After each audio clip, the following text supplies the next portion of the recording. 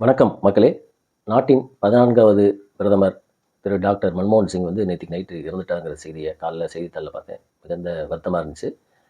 அதாவது 1991ல் மன்மோகன் சிங்கோட ரோல் வந்து மிக முக்கியமான ஒன்று. அதனால தான் இந்த வீடியோவை நான் காலையிலே போடுறேன். இன்றைக்கி நாம் அனுபவிக்கக்கூடிய அனைத்து விதமான பொருளாதார முன்னேற்றம், வளர்ச்சி, எல்பிஜி என்று அழைக்கக்கூடிய லிபரலைசேஷன், குளோபலைசேஷன், பிரைவேட்டைசேஷன், தனியார் மயம், தாராளமயம், இந்த கொள்கைக்கெல்லாம் வந்து வித்திட்டவர் தான். 1000 கருத்துக்கள் இந்த குளோபலைசேஷன் அப்படிங்கிற இதில் இருந்தால் கூட ஒரு காலத்தில் குளோபலைசேஷனை எதிர்த்த சைனா முதற்கொண்டு இன்றைக்கி எல்லா நாடுகளுமே அதை நோக்கி போகின்றன. அதற்கெல்லாம் வித்திட்டவர் 1991 வித்திட்டவர் வந்து ஐயா மன்மோகன் சிங் தான். அதாவது இந்த 1990-91 வந்து இந்தியாவோட அரசியல் சூழ்நிலை வந்து மிகப்பெரிய ஒரு டர்புலண்ட்டாக இருந்துச்சு, கலங்கிய நிலைமை. ஏன் அப்படின்னா ராஜீவ்காந்தி படுகொலை, இந்தியாவின் பணத்தின் மீதான வீழ்ச்சி, இந்த மாதிரி உலகத்தில் வந்து கல்ஃப் வார், இந்த மாதிரி ஒரு சூழ்நிலையில் நரசிம்மராவ் அவர்களால் ஐடென்டிஃபை செய்யப்பட்டு இந்தியாவோட பொருளாதாரத்தை 1991 காங்கிரஸ் வந்து ஒரு தனி மெஜாரிட்டியில் ஒரு கூட்டணியில் ஆட்சி அமைக்குது. அப்போ வந்து ஒரு நல்ல ஃபினான்ஸ் மினிஸ்டர் வேணும் அப்படின்னு சொல்லி நரசிம்மராவ் ஐடென்டிஃபை பண்ண கண்டெடுக்கப்பட்ட ஒரு நபர் தான் வந்து மன்மோகன் சிங். அப்போ வந்து இவர் வந்து ஃபினான்ஸ் மினிஸ்டராக ஆகுறாரு. இதுக்கு முன்னாடி மன்மோகன் சிங் வந்து பார்த்திங்கன்னா ஏற்கனவே வந்து அவர் வந்து சிஇஓவாக இருந்திருக்காரு, அதாவது சீஃப் எக்கனாமிக் அட்வைசராக இருந்திருக்காரு, பிளானிங் கமிஷனுடைய துணைத் தலைவராக இருந்திருக்காரு, ஆர்பிஐ கவர்னராக இருந்திருக்காரு. இதெல்லாம் வந்து இவருடைய செயல்பாடு உற்று நோக்கிய நரசிம்மராவ் அவர் வந்து வெளியுறவுத்துறை அமைச்சராக இருக்கல. சரி, 1991 இந்தியாவோட பொருளாதாரத்தை மீட்பதற்கு ஒரு சரியான நபர் மன்மோகன் சிங் தான் அப்படின்னு சொல்லி அவர் ஐடென்டிஃபை பண்ணி கூட்டு வந்து அப்போ வந்து பார்த்திங்கன்னா இந்தியாவோட அந்த பொருளாதாரத்தை, அந்த ரூபாய்க்கு டாலருக்கு எதிரான ரூபாய் மதிப்பு வீழ்ச்சியை சரி செய்கிறதுக்கு இந்தியாட்ட அப்போ வந்து அந்த சுங்கத்துறையிலேருந்து ஒரு 50 டன் தங்கம் இருந்துச்சு. அதை ஐஎம்எஃப்ல போய் அடகு வச்சு அதை மீட்டு அதுக்கப்புறம் இந்தியாவோட எக்கனாமியை திறந்து விட்டது. ஏன் அப்படின்னா சுதந்திரம் வாங்கின நாள்லேருந்து 1947 நம்முடைய எக்கனாமி வந்து ஒரு மிக்சடு எக்கனாமியாக இருந்துச்சு. ஏன் அப்படின்னா நம்ம வந்து வெள்ளக்காரன் வந்து நம்ம வந்து வியாபாரம் செய்கிறதுக்கு தான் வந்து இங்கே வந்து நாட்டை சுரண்டி அடிமைப்படுத்தினா. அதனால் நம்ம வந்து ரொம்ப கேர்ஃபுல்லாக இருந்தோம். அந்த மாதிரி ஒரு காலகட்டத்தில் நம்ம பாதுகாப்பாக முக்கியமாக இந்த மாதிரி எதுவும் இல்லாமல் ஒரு 6 துறைகளை தவிர மீது எல்லாத்தையும் திறந்து விட்டு எல்பிஜி என்று அழைக்கக்கூடிய தாராளமயம், உலகமயம், தனியார் மயம் அப்படிங்கிற ஒரு கான்செப்டை கொண்டு வந்து இந்தியாவில் உள்ள அனைத்து துறைகளிலுமே வந்து வெளிநாடு முதலீடுலாம் ஈட்டு அதன் மூலம் ஃபாரின் எக்ஸ்சேஞ்செலாம் கொண்டு வந்து இந்தியாவோட பொருளாதாரத்தை நிலைநிறுத்தி இன்னைக்கு இந்தியா வந்து உலகில் வந்து ஒரு டாப் 10 எக்கனாமியில் இருக்குது அப்படின்னு சொல்லி சொன்னால் அதுக்கெல்லாம் காரணம் வந்து ஐயா மன்மோகன் சிங் தான். அவருடைய பணி வந்து மிகச்சிறப்பானது. அவர் எப்படி பிரைம் மினிஸ்டர் ஆனார் அப்படின்னு பார்த்தீங்கன்னா 2004 வந்து 99 வந்து சோனியா காந்தி தான் அடுத்த பிரைம் மினிஸ்டர், அதாவது காங்கிரஸ் கட்சியோட தலைவர் அப்படிங்கிற வரையில் அடுத்து காங்கிரஸ் ஆட்சி அமைக்க போகுது அப்படின்னு சொல்லி ஒரு பரபரப்பாக ஒரு எக்ஸிட் போல்லாம் சொல்லல சோனியா காந்தியின் தலைமைக்கு எதிராக காங்கிரஸ் கட்சியிலேருந்து போர்க்கொடி தூக்குனாங்க. அவர் வந்து ஒரு இத்தாலிய பெண்மணி, இந்தியர் கிடையாது, பிறப்பால் இந்தியர் தான் வந்து நாட்டின் உயர்ந்த பதவியான பிரைம் மினிஸ்டர் ஆகணும் அப்படின்னு சொல்லி சொல்லியிருக்கிற சமயத்தில் அவருடைய காங்கிரஸ் கட்சியோட பிரசிடென்ட் ஆகிறதுக்கு 2 பேர் முக்கியமாக எதிர்ப்பு தெரிவித்தாங்க. ஒருத்தர் வந்து சரத்பவார், அவர் இப்போ மகாராஷ்டிரா சேர்ந்த சரத்பவார், அவர் வந்து காங்கிரஸ் கட்சியில் வந்து பிரசிடெண்ட்டாக ஆகக்கூடாது, சோனியா காந்தி வந்து அதாவது பிரைம் மினிஸ்டர் ஆகக்கூடாது, காங்கிரஸ் கட்சியோட தலைவராக இருக்கக்கூடாது அப்படின்னு சொல்லி அவர் வந்து போர்க்கொடி தூக்கினார். அதே மாதிரி மேகாலயை சேர்ந்த பிஎஸ் சங்மா, அவர் இறந்து போயிட்டார். அவருடைய பொண்ணு வந்து இன்றைக்கி எம்பியாக இருக்காங்கன்னு நினைக்கிறேன். ஸோ அந்த மாதிரி 2 பேரும் வந்து போர்க்கொடி தூக்குனாங்க. சார் 2 பேருமே கட்சியிலேருந்து நீக்கப்பட்டார்கள். அதனால் பார்த்தீங்கன்னா இவர் வந்து சரத்பவார் வந்து அப்போ தான் என்சிபி அப்படின்னு ஒரு கட்சியை உருவாக்கினார், தேசிய நேஷனலிஸ்ட் காங்கிரஸ் பார்ட்டி அப்படின்னு சொல்லி ஒரு தனியாக கட்சியை கொண்டு வந்து திருப்பி அவரே வந்து மகாராஷ்டிராவில் காங்கிரஸோட கூட்டணி வச்சாருன்னு வச்சுக்கோங்க.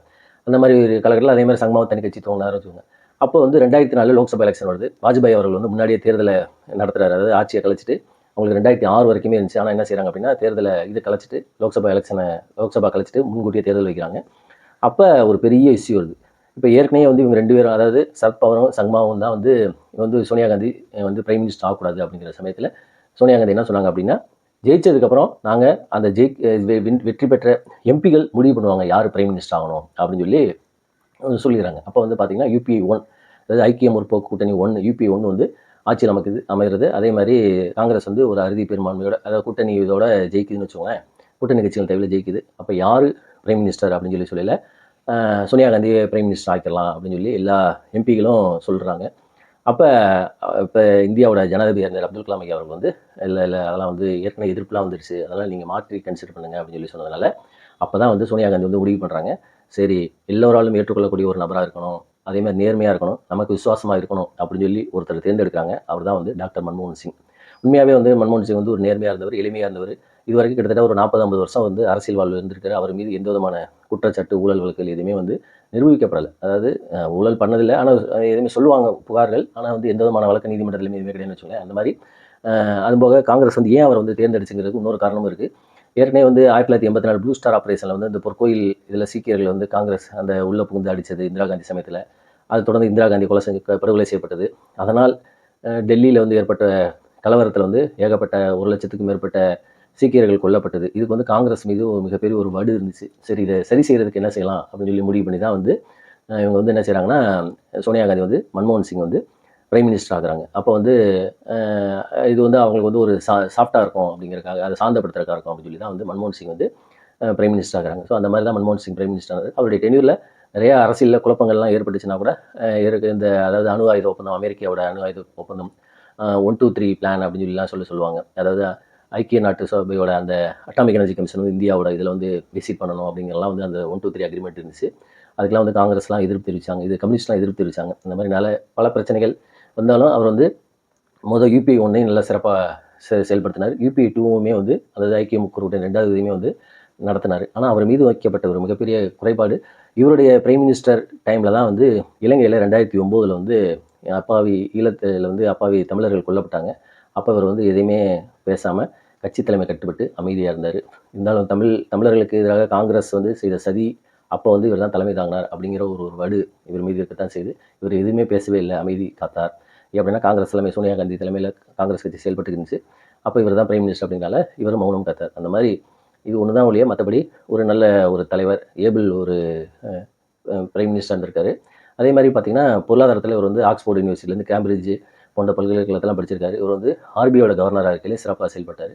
சிஇஓ பொருளாதார சீஃப் எக்கனாமிக் அட்வைசராகவும் இருந்திருக்காரு. அந்த மாதிரி பல சிறப்புகளுக்கு உட்பட்டவர், விசுவாசத்துக்கு பெயர் போனவர். அதே மாதிரி வந்து பார்த்திங்கன்னா இவருடைய டைமில் வந்து அந்த விவசாயிகளுக்கெல்லாம் வந்து நிறைய சலுகைகள் கொடுத்தாரு. அதாவது அவங்களுடைய கடன்லாம் தள்ளுபடி செஞ்சார். இந்த மாதிரி நிறையா இதெல்லாம் செஞ்சுருக்காரு. அதனால் வந்து ஒரு அறிவு ஜீவின்னு தான் சொல்லி சொல்லலாம். ஏன் அப்படின்னா இன்றைக்கி வந்து நம்ம வந்து எல்பிஜியை பற்றி இன்றைக்கி வந்து இந்த தாராளமயம், உலகமயம் அதெல்லாம் வந்து இருக்குது அப்படின்னு சொல்லலாம். இந்தியா வந்து ஒரு மிகப்பெரிய வளர்ச்சியில் இருக்குது அப்படின்னா அதுக்கு காரணம் வந்து ஐயா மன்மோகன் சிங் தான். அவருடைய இழப்பு வந்து ஒரு மிகப்பெரிய இந்தியாவுக்கே வந்து ஒரு இழப்பு தான் சொல்லி சொல்லலாம். ஏன்னா ஒரு நல்ல ஒரு அறிவுஜீவி, அதாவது காங்கிரஸை பொறுத்த மட்டும் அந்த கட்சியின் மீது பல குறைகள் இருந்தாலும் சரி, அதில் உள்ள கட்சிகள் தலைவர்கள்லாம் வந்து பெரிய பெரிய பெரிய ஆட்கள், நல்ல அறிவுஜீவிகளாக இருப்பாங்கன்னு வச்சுக்கோங்க. அதில் ஒருத்தர் தான் வந்து மன்மோகன் சிங். நரசிம்மராவுமே நம்ம வந்து சொல்லலாம். நரசிம்மராவ் வந்து வெளியுறவு கொள்கையில் வந்து நரசிம்மராவ் மாதிரி ஒரு ஆள் கிடைக்கிறது ரொம்ப அபூர்வம். அதே வரிசையில் தான் வந்து மன்மோகன் சிங். இவங்க 2 பேருமே தான் வந்து அந்த 99, 96 இந்தியா வந்து ஒரு மிகப்பெரிய டர்புலண்ட், அதாவது கலங்கிய குழப்பமான ஒரு நிலைமையில் நாட்டை வந்து வெளிநடத்தி போனாங்க. அந்த வகையில் மன்மோகன் சிங் வந்து நாம் பாராட்டலாம்.